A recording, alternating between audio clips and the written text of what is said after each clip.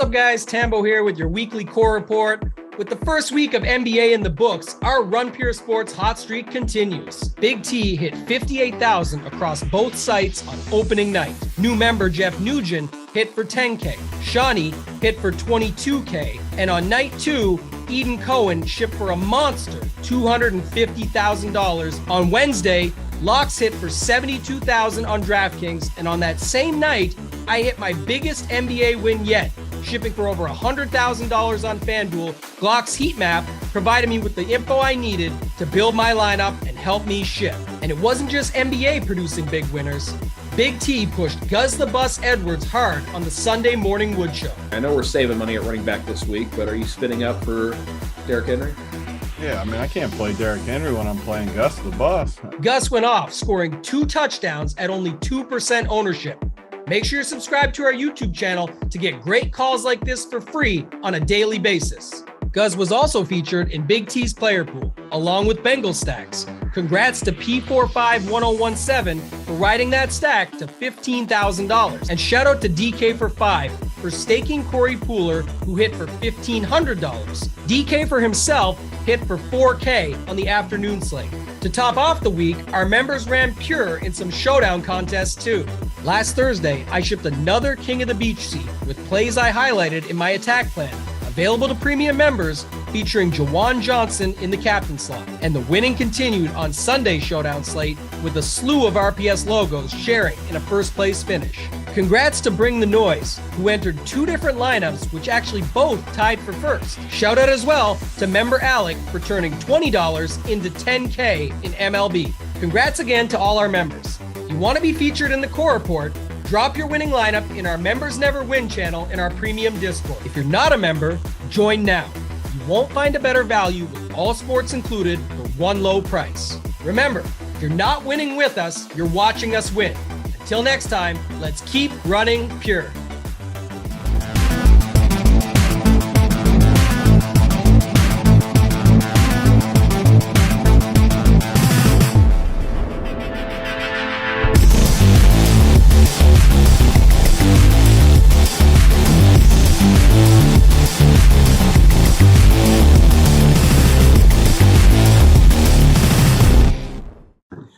All right, what is up? Friday News Dump, Holden, Tambo, Crane. What we do is we take the injury reports and we throw those injury reports out there at you, and then our guys break it down and tell us how we can pivot and get an edge on the rest of the field. Tambo, wonderful to see you. Crane, wonderful to see you. We got the World Series starting tonight. We got Week 8 in the NFL this weekend. We got NBA, crazy news going on right now. NHL, very, very busy time. Let's get this busy show on the road, Tambo. Deebo Samuel, he wasn't practicing this week, and then he went day to day, and then he didn't practice, and now he's out against the Rams. So who gets the biggest bump here? Is it Ayuk? Is it Kittle? Is it McCaffrey? Is it all of them? It's very tough. I think actually I'm going to take a shot on CMC. I think that's one of the more interesting spots on this slate when you look at the running backs and go up. I wasn't so high on it this afternoon, but once you had these injuries and stuff, that's where you got to reconsider it a little bit. You probably have the money on this slate to get to Kittle as well, so I wouldn't hate that. I'm never a big Ayuk guy myself, but opens up a little bit more for him. But I prefer CMC just from a little bit of a game theory perspective, where most of, if they are paying up, are going to have Derrick Henry right there. They're going to have Barkley just below that. There is like an interesting stat nugget where I don't know if it's the first time in forever, but it might be the first time in a long time. I think CMC played the Rams played the Rams with his previous team and then had the bye week, and now they play him again. So it's like a guy playing the same team twice in a row. I could see them just slicing and dicing all the way across. He gets a bunch of targets, more acclimated with the playbook. So that's really the only interest I've got here in this game. Crane, what do you got here with the Deebo news? Yeah, you mentioned Ayuk, and this really doesn't move the needle much for me with Ayuk. Like, he's not the kind of guy that's suddenly going to get a ton of volume. He's very boomer bust, whether Deebo's in or out. So Ayuk, I imagine this is going to bump up his ownership, and it doesn't really get there for me with Ayuk. But like George Kittle's a guy that I definitely think this could move the needle for. Tight end was a position that I was a little bit iffy on this week anyways. And Kittle, look, he's the most expensive guy. I think it's going to be tough to pay up for tight end this week. But to me, Garoppolo now needs a binky. He doesn't have Deebo there. He needs his little binky. So Kittle's the guy for me that I think falls into that category. You mentioned McCaffrey. I get it. I get the argument. it is really tough for me to pay 6-7 or 8-7 for McCaffrey. Like, I get the McCaffrey love, and maybe he does get there, but it just takes so much to get there, and we still don't know how involved he's going to be. I can't imagine they're going to give up the draft capital they did and not involve him, but I don't know. I still like Kittle here. I just like the savings. Yeah, with the injury and them easing him back in last week, I think it's perfect spot. I actually I was with Ukraine this afternoon. No interest, but with the Debo news, like I said, I just think it's like Kyle Juszczyk is out as well. So again, not that he's a big deal, but just the point being, I think that's less blocking things that they could have there, where I think it's just going to be get CMC in the open space and see what he can do. I think we see a little bit more than last week. Not my favorite running back play, but for this spot, I actually do think it's interesting.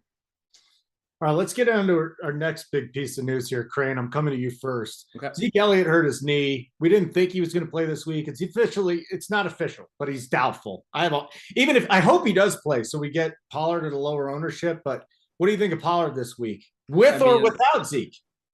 If Zeke's in, like, I can't imagine they're going to play Zeke if he's not healthy enough to at least take some carries. So if Zeke's in, I'm just not going to mess with it. But like without Zeke, it's tough not to like Pollard. Do I think they're going to give him 25 carries or anything? No, but 15 carries against this Bears defense as 10-point favorites at home should be enough.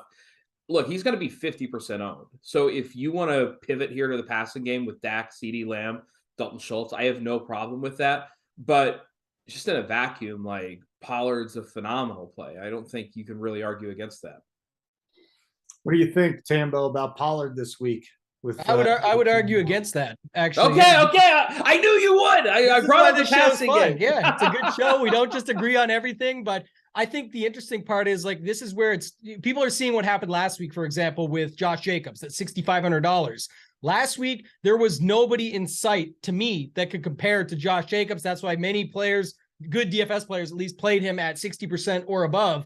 When you go look at this spot here, it's not like Pollard is $4,000 or something, right? He's $6,100. He's a good play by the numbers on paper, if Zeke's out, especially, only if that's the case for me. But going to look at the other stuff around him, when you've got, again, these guys all have similar ownership, so it's not like you're getting that. But even if they're 20% less than Pollard, you've got Kenneth Walker, Ramondre Stevenson, Dameon Pierce, you've got Raheem Mostert just underneath them. Like, these are 3 or 4 other backs in this space that you actually could play instead. I think that's your pool. You're using all of them anyway. I'm just saying for you to say, okay, I got to go all in on Pollard this week, I don't think that's the case. I think Pollard is much better than Zeke in the sense that we've been waiting for this moment to finally get Pollard in space, get him alone, but I don't think he's the only guy you can go to here. No, and I do see what you're saying. I just think I'm playing all these guys. Like, this is another reason that I'm not paying up for McCaffrey, because you mentioned Kenneth Walker, phenomenal spot. Ramondre Stevenson. It seems like he's got the backfield in New England now. So I think all these guys are just great plays. Dameon Pierce the same way, that I'm going to be playing all these guys, but I do think Pollard's the best of the bunch. By the way, Kenneth Walker's rushing prop went from 77.5 to 83.5 in about 3 minutes this afternoon when they dropped it. So everybody's on Walker this week. Let's talk a little tight end. Darren Waller, questionable. He might come back this week, though. He had the hamstring issue, and he finally got back on the practice field. So, Tambo, what if Waller plays? Is there any interest there? Is this game going to be about Devontae Adams with Lattimore being out?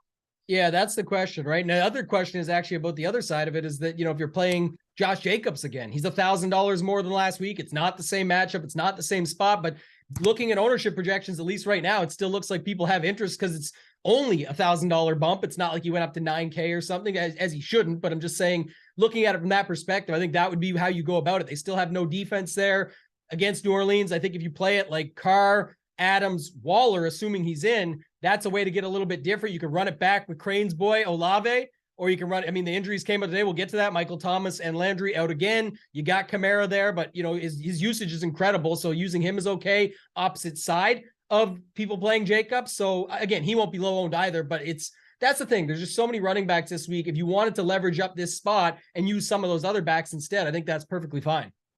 Kareem, what do you got here? Waller, we can just talk about the Raiders offense real quick, because I thought Tambo brought up a good point with Jacobs getting his price tag jacked up. And I was on with JJ from the bet side last night. And he's like, this guy, I'm going unders on rushing and receiving on him. So talk to me here about the Raiders offense in general. Yeah, I mean, the Raiders offense in general, like for me, it's Devontae Adams. Like I get Darren Waller, but he wasn't getting there even before this injury. I'm gonna struggle to play Waller. Like he just didn't look like the same dude when he was out there. And maybe, I don't know, maybe I'm being a moron by saying that, but I don't know. I'm not interested in Waller. I'm gonna be playing Adams. Jacobs is a guy that, again, why do I have to spend up when I like these cheaper guys? I know he's been an elite. He's been one of the top running backs on the year.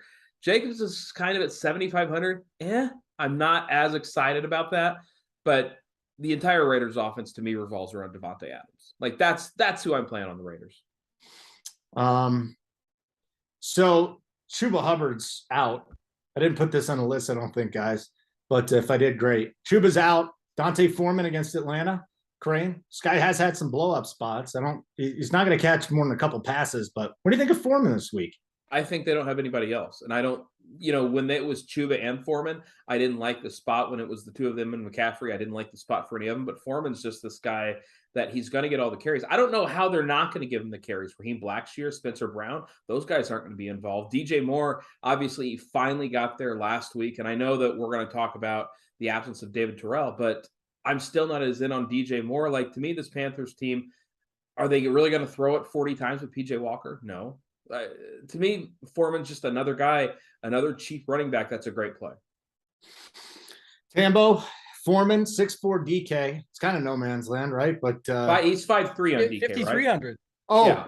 Sorry, the blitz. But that's wrong. A good segue, Holden, because you brought up where I was going with it. As I actually like this about this situation because he's the exact same price. Oh, he's 6'4" on FanDuel. Sorry about that. Yeah, sometimes that happens where you got the other one up. I've had that happen. But just looking at it right now from an ownership perspective, I don't know how this will hold up. We'll wait and see. But same price at wide receiver is his counterpart, the aforementioned DJ Moore that Crane was talking about. He's getting steamed up heavily. The thing is, you could say, okay, everyone's going to start to see this and see that you can just play Foreman instead. He'll pick up steam. But I just don't know how he continues to pick up steam for two reasons. One, we named about 6 other backs that are better than him and you could still afford. Two, when people are building mostly this week with Tua, and a guy like Ellinger is getting some builds this week at 4,000. Let's say 25% of the builds are going around that way. You don't necessarily need to go down to a 50 to run. Not saying people won't, but for the majority, and that's what ends up happening. So I just can't see where this imbalance shifts. And if I'm going to be able to leverage DJ Moore at 20+% ownership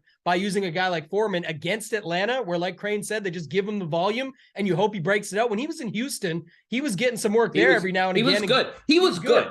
Yeah, he was legitimately a good running back. So I'm okay with it. I think he's a good play there too. And again, you're going to play a lot of running backs this week. You can play 3 with the flex over on Draftkings. So I got no problem with it. He'll definitely be in the pool. Even if you pick 10 guys this week and just call that your pool, we've got to 6 or 7 of them right here on this show. So there's options at running back. He's definitely one of them for me. The only 2 guys in that 5'3" range, Tyler Algier with the Falcons is going to get a lot of touches, and Foreman's going to get a lot of touches. Now, I think maybe Henderson, Malcolm Brown will be in there, but that is a very interesting price range that Tambo. I thought you brought up a great point there. If you're on Moore, just pivot to Foreman. Crane, what do you think about that? What do you think of Foreman? I like Foreman. Didn't I start with this? Yeah, he did. This happens sometimes too. He got caught up on the FanDuel, and now he's coming back to. Yeah, now I had to come back at 5'3". It's just all around. You know what I'm saying? You brought up a good point, Holden. This is actually funny enough because it's good from what we talked about before with the Josh Jacobs thing. It's kind of interesting that like in this fit, I actually don't put Algier in this spot. Like for me, really, Huntley's 5,000 in the same spot. I feel like what's going to happen there is you're going to see a bunch of checkdowns and stuff. It could be Algier, I guess. I don't care about either side. I like Foreman in this spot. I see the guys around him as lesser options as far as floors and ceilings. I don't run into anything until you get up to Mostert at 5,900. So Tambo, Eno Benjamin, 6K on DraftKings, 7K on FanDuel. Connor's out. Williams is not trending toward playing. Eno Benjamin, he treated us well last week, right? Is he going to treat us well again at 6K against the Vikings in Minnesota? He treated us well when last week, but the week he was 46%. Yeah. I'll just drop this because I don't care that much about Eno, but I have to say this. Last week, the 3 top-owned running backs hit, and the entire DFS space is going on about you can't beat the chalk these days. It's all chalk. I went back 6 weeks in a row where injuries in some cases, like a David Montgomery, the Eno Benjamin 46% week. I'm just trying to rattle some of them off. But the running backs busted a bunch. this season. That was just last week that everyone goes, what have you done for me lately, and sees that. So, just when you think about chalk, it's not always guaranteed to come through like it did last week where the top three did just that. This week, the chalk will get there, but when there's 6 guys all that are owned, you can't play them all. So pick and choose your spots. Not a lot of love for Benjamin, even if Darrell Williams is out. Like you said, he's maybe trending out, but I do like that game, but I'm going to be going there through the passing game instead. Okay. Yeah, I mean, you mentioned the passing game. Like, I love DeAndre Hopkins in this spot. I mean, this is the spot, I talked about, having another game, having his binky, George Kittle being the binky. I mean, DeAndre Hopkins is the binky for Kyler Murray. And we saw it last week at, 14 targets for Hopkins. And this is just a spot at 7-4. I think he's about $1,500 too cheap. And I think, Benjamin is fine, but I'm not playing both Hopkins and Benjamin together. And I'm making Hopkins a priority. So Hopkins is going to be the one on my lineup. No Benjamin on this show. Very low owned pass catch. You can't spell without Eno. Can't. You're right. And can't do it. And it's also one spelled backwards. I like that. I hadn't noticed that. Just like all the James guys that are Samaj, Eno is one backwards. How about that? DeAndre Swift is back in the mix here, I guess. He is back. Okay, he's been out since week 3 with the shoulder. We also got Amon-Ra, who's questionable. I don't know. I mean, he didn't have a concussion. He's in the concussion protocol. Yeah, it sounds like he's going to play. I'm going on the assumption he's back. So talk to me here about these 2 Detroit guys. Swift, can we trust him? Crane and Amon-Ra, who I actually don't think we can crush DeAndre Swift. And I wanted to like him. When this week started, I thought to myself, I'm going to be sneaky, play DeAndre Swift, and nobody's going to do it, and it's going to be great. Here's the problem. The more I think about it, is that they have just babied the hell out of him. And do we really think they're going to come back and say, okay, well, we babied you for a month and a half. Now we're going to give you a full workload. Jamal Williams has been fine in his absence. I expect a split backfield here. And if it's a split backfield, I can't pay 6-8 for DeAndre Swift. Tambo, any interest in Swift?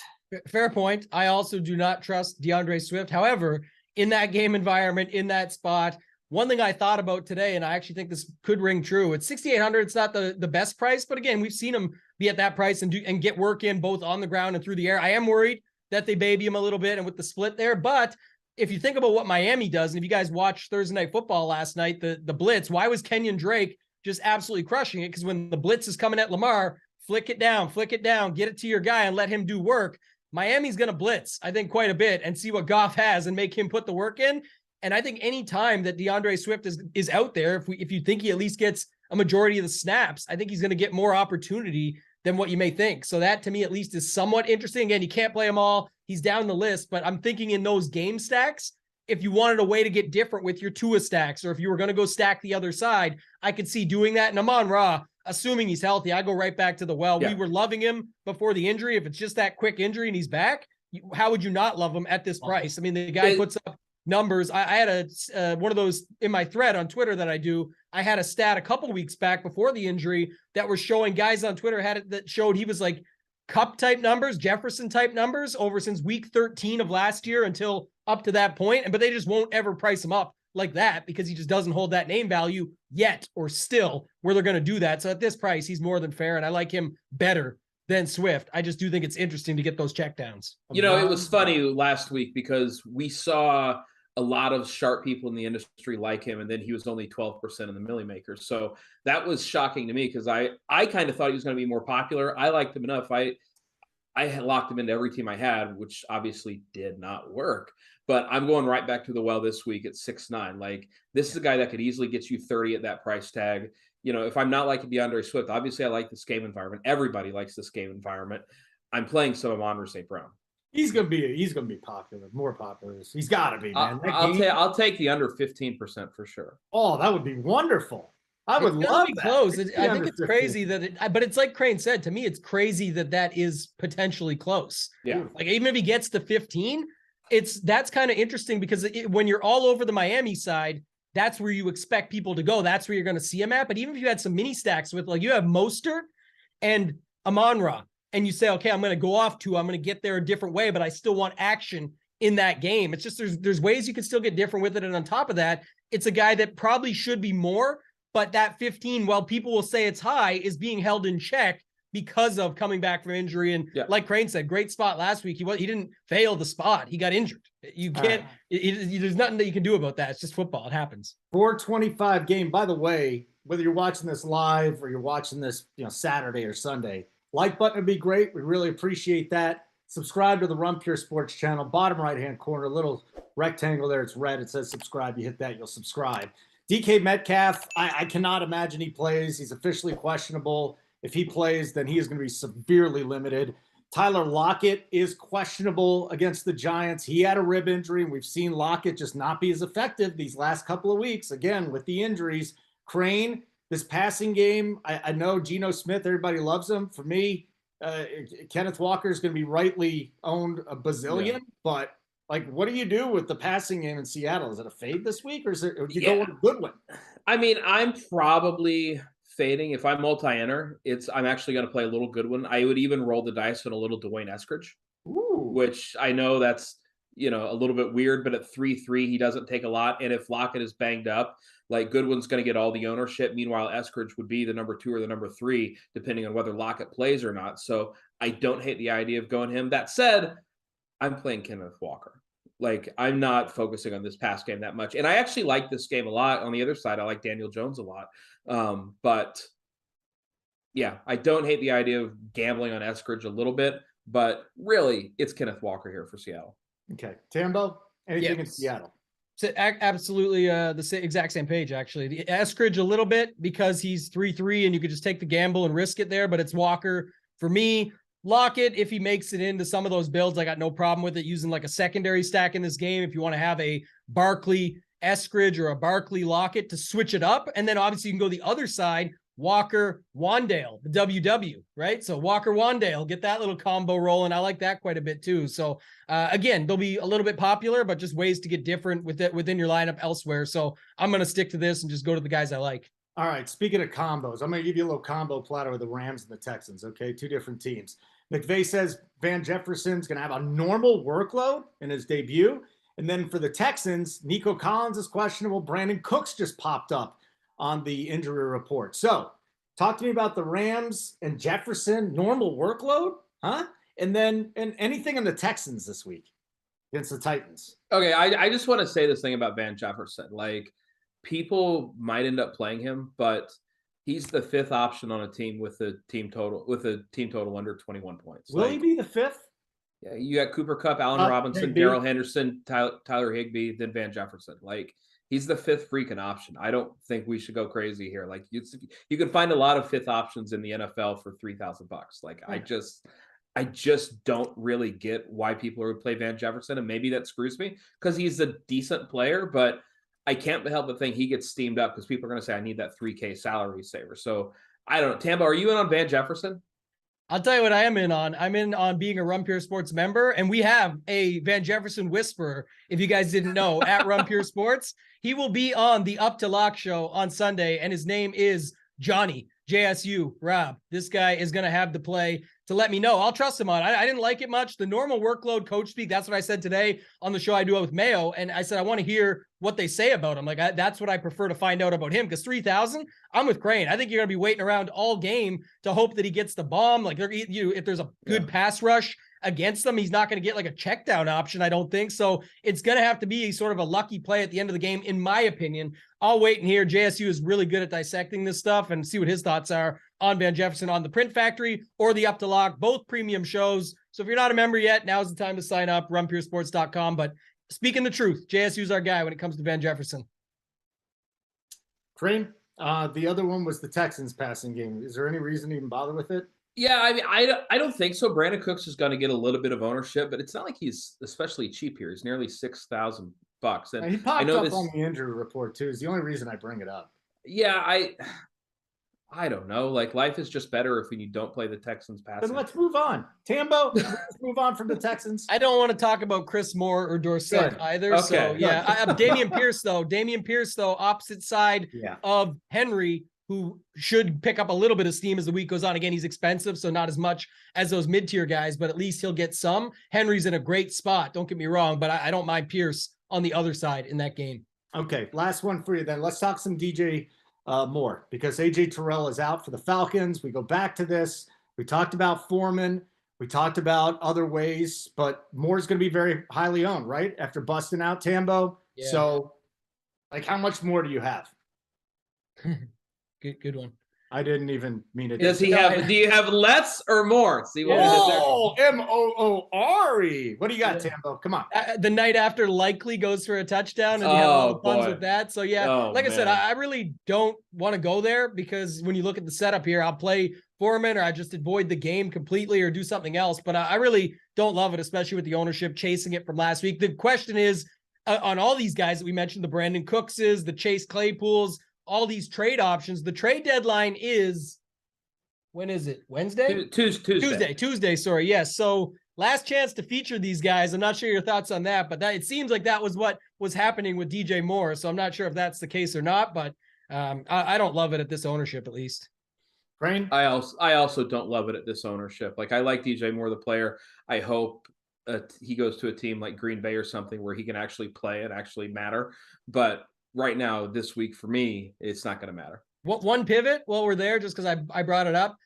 Two actually. Robert Woods is ugly, but for playing him, for the thought of if you didn't want to play Henry in this spot, you could play Robert Woods. But also Deontay Johnson, 5,600. I think it's the lowest price we've seen in forever. With him, I definitely expect him to be down. I'm definitely playing some Hurt stacks, and at 5,600, I think he's the same or better as DJ Moore with Kenny Pickett throwing to him. They chuck it a lot more. I think we've got a good spot here to go to. So there is puns, there is options. I mean, I don't think Deontay's the worst play in the world. I also don't think Pickens for $900 cheaper is a bad play either at 47. And Freiermuth is the man. Pickett loves him. I mean, every game he's getting 7-8 targets. Well, it's only been a couple, but Freiermuth is a guy that Pickett just absolutely loves. It's been like one game. Let's not go crazy. It's been one game. It's been two. He was in there the other game, and he targeted him. Let's go. Over 4.5 catches for Freiermuth this week. Is that the actual prop? I think it's 3.5. I was going to 3.5. Okay, good. I'll take under 4.5. We're on. All right. The Rams' offense is shit. We know that outside of Cooper Kupp, but the Niners have given up a 140 passer rating since Emmanuel Mosley went down with that ACL. So, Yeah, you can play Cooper Kupp. Yeah, coming off the bye. You can play Higbee. You can play either one of those. Don't play Van Jefferson. I don't like Van Jefferson. Right. I really don't. I just don't think it's a good play. Listen, I'm not going to sit here and die on that hill. It's not a good hill to die on. Check out Tambo at 8:45 Eastern on Sunday morning. Check out Crane right after that. What is that, like 10 o'clock? Yeah, 10 o'clock. No, I'm at 10 o'clock Eastern. Yeah, it's Eastern time. I don't know. It's Eastern time, guys, man. I just can't. I can't stand Eastern time anymore. I hate it. What about Atlantic time? I don't even. Yeah, he's like 6 hours ahead of me. What the hell is Atlantic? That's not a real Canada, thing. They got You're making time zones up now. This isn't real. All right, I don't have time for this shit for the time zones. Catch Tambo Sunday morning. Catch Crane Sunday morning. Catch Meat Sunday morning. Premium up to lock. Helmet. Get us out of here, please.